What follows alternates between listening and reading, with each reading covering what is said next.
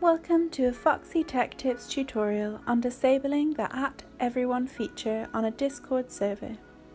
If you find this video helpful, please consider subscribing to my channel and liking the video.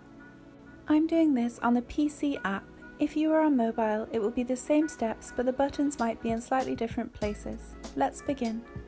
The @everyone feature is often abused and it's not loved by most people. Here is how to turn it off. You will need to be the admin of the server to do this. Launch Discord and enter your server.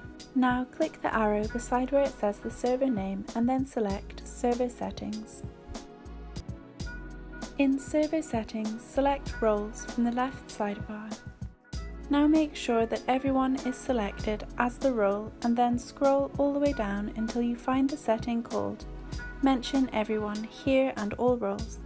Disable that setting and @everyone will be disabled for users but not for admins.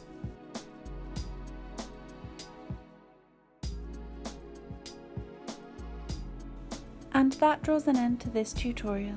Please like the video if you found it helpful and subscribe to Foxy Tech Tips for more Discord tips and tricks.